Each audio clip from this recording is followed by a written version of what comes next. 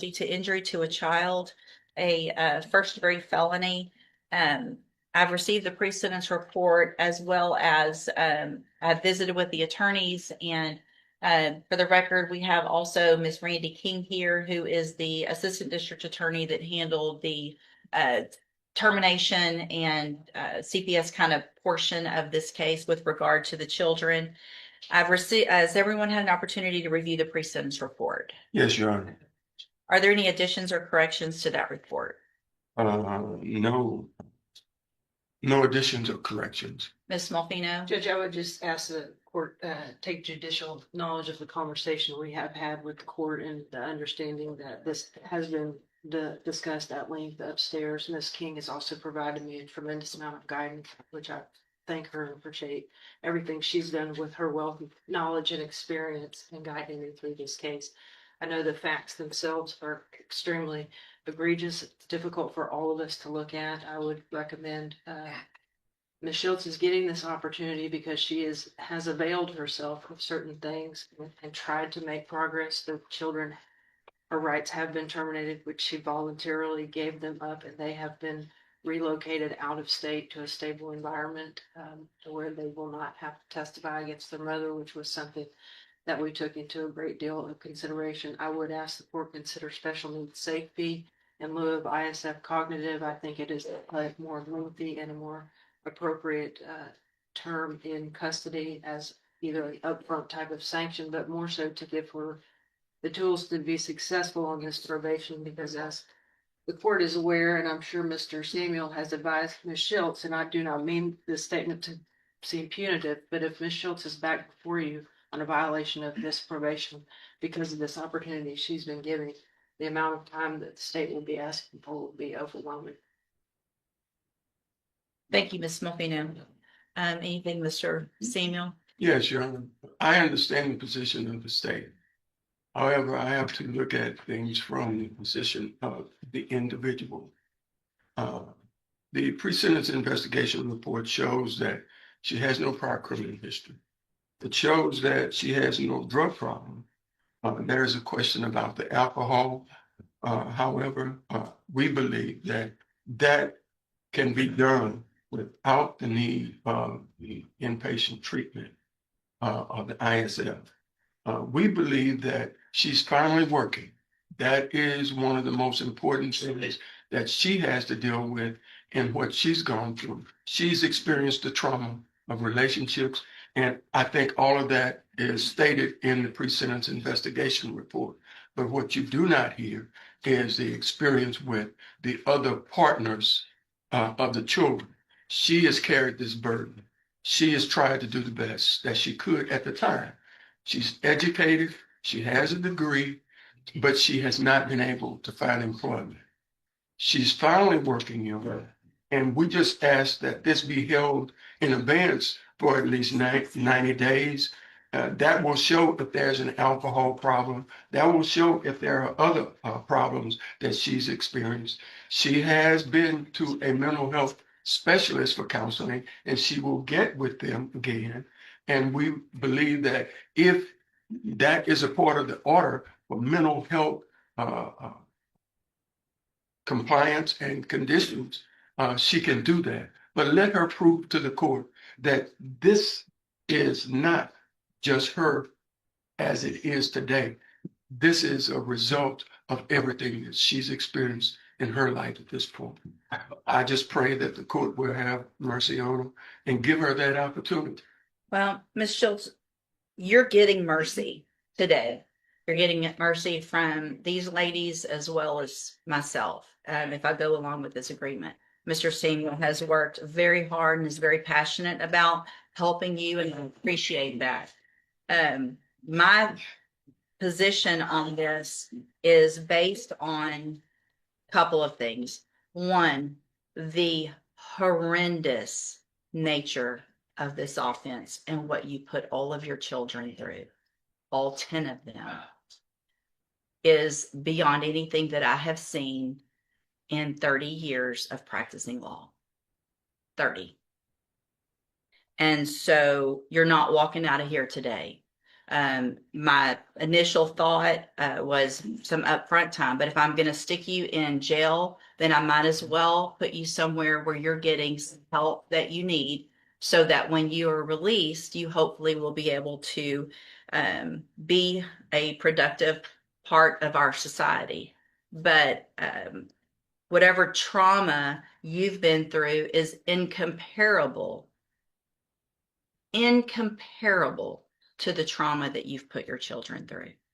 So at this time, I'm going to find that you previously entered your plea of guilty freely and voluntarily. Find sufficient evidence to find you guilty. I'm going to follow this agreement only because of the work that Ms. Malfino and Ms. King and your attorney have done and the agreements that they've reached, and I understand why. Part of that is so that your children don't have to be re-traumatized and come back here for a trial and testify against you. I don't want to re-traumatize your children, and that's the only reason I'm really going along with this. So I will defer all proceedings, place you on probation for 10 years. You will be ordered to pay the $1,000 fine and follow all of the rules and conditions of probation. One of those is going to be that you enter and successfully complete the special needs safety program. You will be on the mental health caseload when you're released, and you'll have aftercare through Spindletop. That is now part of your probation. So if you don't follow through with any mental health services that are recommended through Spindletop or probation, that's going to be a violation of your probation. You will also be ordered to remain in Jefferson County, Texas. You cannot leave Jefferson County without permission. You cannot go anywhere near or see your children. You've terminated that relationship. I know they're with family. And so there's no Christmases where you show up or they bring the children down or anything like that. That's done. That's over. If you want to leave Jefferson County, it has to be with my permission, and I will have to know where you're going and to what extent and things like that.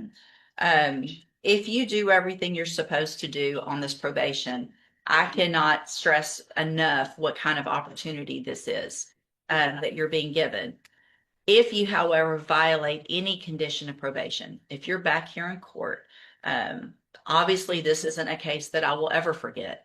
And Ms. Malfino will also, like she said, if you violate probation and come back in here, depending on the case, what you violated and how you violated, you could go to prison for anywhere between 5 years and up to the rest of your life in prison. Do you understand? I'm handing you the trial court certification that shows this was an agreement and I followed it. So you've waived your right to appeal. So you can go, that's for her. You can go back with the bailiff. Thank you, Ms. King. Thank you, Ms. Malfino, Mr. Singh. Did I already do any of the sentencing, or did I just let you guys kind of know that I was leaning towards probation and that we needed to have? I know it's indicated on January 26th of this year, we appeared, we discussed the PSI. There was a disagreement as to the restitution. The court says that it was inclined to place depending on a concurrent probation, given the length of time between August 8th Right. and the indictment. Then fast forward to February the 9th of 26, the case was simply just reset for restitution hearing. So it looks like you didn't do And anything. haven't actually sentenced yet. I don't believe you did, Judge. Okay. And have you, so, all right, ma'am, you're Janisha Leonard. And Ms. Leonard's here in 3 cases. One is cause number 25 DCCR 0297. That is the new theft of property case, a state jail felony. She entered plea of guilty to. And then we have 2 MTRPs, one in cause number 19-33340, theft of property, and 20-36095, a theft of service. And in each of those cases, is she on a deferred in both of those? Or is this true? I'm trying to, sorry, I should have. Is it a deferred probation? Let's see, Judge.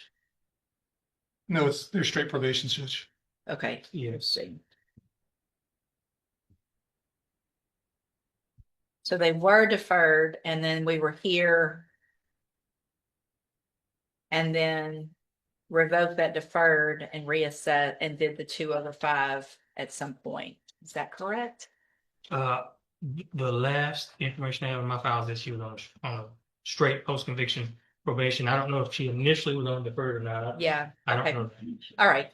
Yeah. Okay. So, the biggest issue that one of the bigger issues that I had when we were here for sentencing, based just on paper and the appearance of this, I don't disagree with Mr. Coleman's assessment of the case, with the criminal history, of Miss Leonard with these types of offenses and, which the criminal history is these three cases. There aren't any other cases. And the new offense date was August of 23. And it's kind of just unknown. It sounds like why that case was delayed in prosecution. Doesn't look like anybody knows. And so the time frame between that and now, and the lack of any other cases while Miss Leonard has been out and on probation during that time and doing well, it looks like otherwise on probation, is what leads me to potentially move forward with continuing the probation potentially on the others and giving her a probation on this one. So there was no agreement on any of these, but it looks like there was an issue with regard to the amount of restitution. So let's go forward with that. Have you guys come to any type of agreement on the restitution? We are very far We're apart. very far apart, Judge, and I guess one of the issues that we have is I believe Mr. Coleman's got some exhibits that are gonna go back to 2022. I would object to looking at anything outside the range in the indictment. The indictment goes from August 23, and we'll get to the exact piece, Let me get it pulled up as well. August 24th, 23 to September 4th, 23. Okay, I would ask that we remain in that range. I would think legally that would be probably what I would need to do. Judge, it's a continuing course of conduct. The theft is. I'll be honest, Mr. Ross just brought that to my attention this morning. I haven't had a chance to research it, but he certainly has had all of the restitution information showing that it's going back to 2022 in that discussion. So it's not an unfair surprise for him to know that we're looking for restitution going back. Well, but I think the allegations, and obviously I understand the honor about as well as any of you guys, but those are some pretty specific. I mean, that's a very short time frame that is alleged in the indictment. Talking what, 4 days? Well, 5 days? yes. Well, yeah. From August 24th, 2023 to September 4th. I'm sorry, I'm looking at an old indictment. I'm sorry, hold on. I was looking at another About case. 10 days maybe. Hold on. So in the new calls number.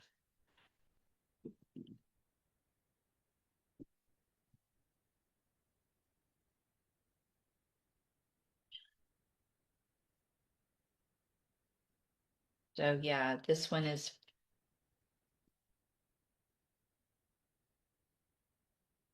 August 24th of 2023 through September 4th of 2023. So less than a couple of weeks, a couple of weeks or so is the allegation.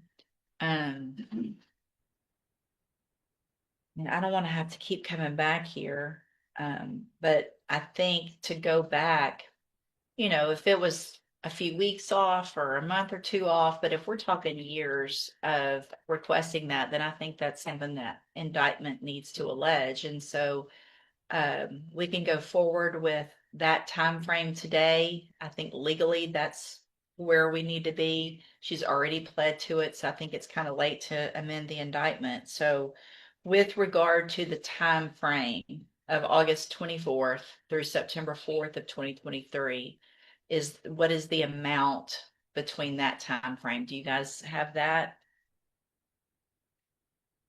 Or need some time to look at it again to make?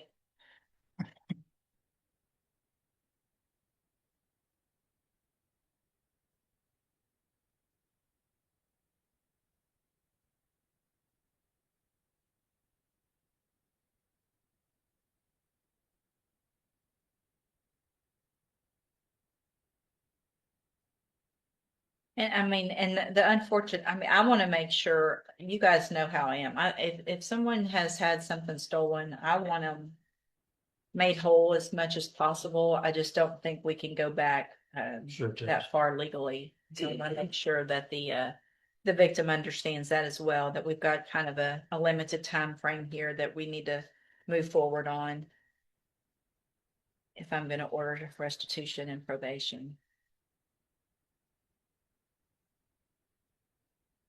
Y'all need a minute to do some math? Just a on- quick minute, Judge. Yeah, y'all, Okay, go ahead, thanks. y'all have a seat based on, I guess, that. See if there's something you guys agree to as far as that time. Just based on an on or about date, and they understand that the court's willing to kind of go back a number of weeks. I've got receipts to go back as far as, I believe, August the 9th of 2023. I don't know that would necessarily be, I think that would be enveloped in the on or about. I mean, I wouldn't disagree with that. so So August 9th, 2023. And then what was the last? the last. Is one that the was- September 4th The- date? The last one is, I don't want to misquote. Let's see here. September the 4th is the last day. All right, so you guys figure out what between August 9th and September 4th of 2023 number is and see if there's an agreement on that number. So, Mr. Ainsworth, you tested positive for marijuana. When's the last time you smoked marijuana? The week of New Year's. I don't believe that. When's the last time you smoked marijuana? It was the week of New Year's, but like a 3-day period. So you smoked a lot? More had been. I wouldn't say I smoked. I had asthma. I can't really smoke. I did edibles for 3 days in a row. You did what, 3 days in a row? Edibles. Yeah, I take accountability for that. Well, I appreciate that, but you're here on a felony. And you're waiting on sentencing on a felony where you're getting this great deal with the deferred probation and you make such a dumb decision. How old are you?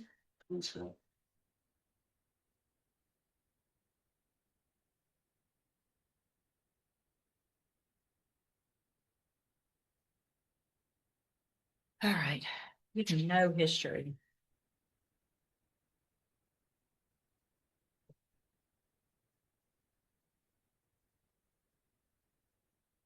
All right, here's what I'm going to do, Mr. Ainsworth. I'm going to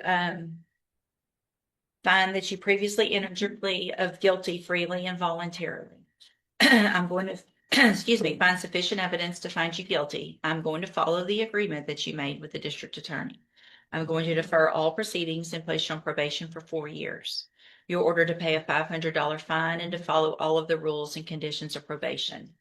One of those is going to be, well, a couple of things. One, I want a substance abuse evaluation done just to see if there's any underlying issue that needs to be taken care of. And if so, whatever treatment they recommend, that's what you have to do.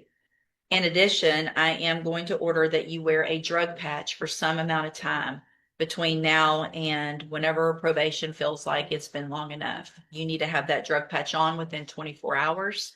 If it tests positive, which I understand that it may this first time because there's obviously still something in your system, but those drug patches also give a quantity, not just a positive or a negative. And so that quantity should be going down. Do you understand? If it's staying the same, if it's going up, then I have no choice but to believe that you are using marijuana again. You're going to end up, what I'm going to do is if there's a positive drug patch, probably after the first one or so, I'm going to let probation work on this, then I'm ordering right now that you enter and successfully complete the substance abuse track of the ISF program, but I'm going to hold that in abeyance. So let me explain what that means. ISF is a 90-day in custody treatment program. I'm not going to make you go today, but if you test positive for marijuana, again, probation doesn't have to come to me. All they have to do is send a paper over. I sign it. There's a warrant issued for your arrest. You go into custody and then you go to that treatment program. You understand? So this opportunity is an excellent opportunity that you're being given today because you don't have a felony conviction on your record. You'll never be a convicted felon if you successfully complete this probation. At the end, the case is actually dismissed. If you violate, though, you could be brought back into court found guilty. So you become a convicted felon, which will ruin your life in many ways. And you could go to prison for between 2 years and up to 10 years. Do you understand? So if you're, whatever it is, edibles, smoking, whatever, even if you think it's not the illegal kind or whatever, if you test positive, you don't need to use anything at all that could potentially test positive for THC. Do you understand? If you're having issues with that and there's some type of issue, then you need to talk to probation. Because if you ask for help up front, they might get you some outpatient treatment instead of this ISF. But if you don't and you test positive, you're gone. Okay. All right. I'm handing you the trial court. Sorry, I'm gonna hand you the trial court certification that will show that this is an agreement that I followed. And so you waived your right to appeal. You need to have a seat here in the courtroom. Probation will call you up when they're ready to go over your paperwork. Good luck to you, sir. Just anywhere in the court. She's going to call you up to her desk, so just listen for your name.